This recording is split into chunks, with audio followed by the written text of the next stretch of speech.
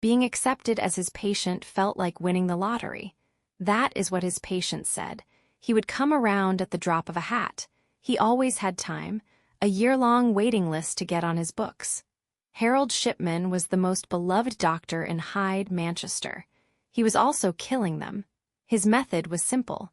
He would visit a patient, usually an elderly woman in her home, inject a lethal dose of diamorphine, sign the death certificate himself, write natural causes, go home for dinner. He did this for 23 years. Nobody stopped him. In March 1998, a colleague finally raised the alarm. Dr. Linda Reynolds noticed the numbers. Too many of his elderly patients were dying. Too many cremation forms with his signature. She reported it to the local coroner. The Greater Manchester Police opened an investigation. They assigned inexperienced officers to the case. In April 1998, they closed it. Insufficient evidence. Shipman heard nothing.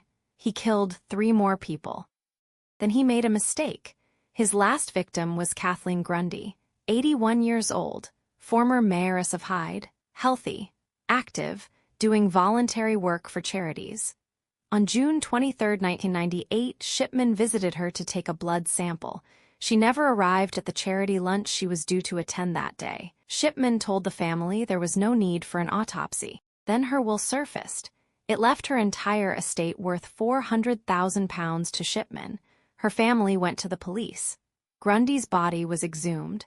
Morphine was found in her tissues. Shipman was arrested on September 7, 1998.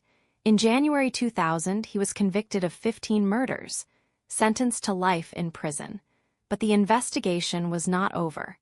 A public inquiry examined 888 deaths among his former patients. The conclusion: Harold Shipman killed at least 215 people, starting in 1975, possibly as early as 1971. Suspected in up to 284 deaths total. He never confessed, not to a single murder. He never gave investigators a full list of his victims. He never explained why.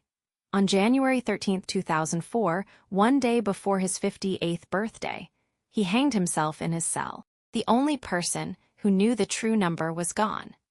After his death, the inquiry delivered its final verdict on the system that allowed this. Shipman had been caught for prescription fraud as early as 1975.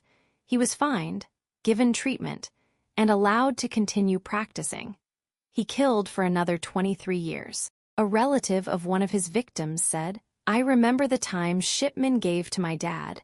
He would come around at the drop of a hat. He was a marvelous GP.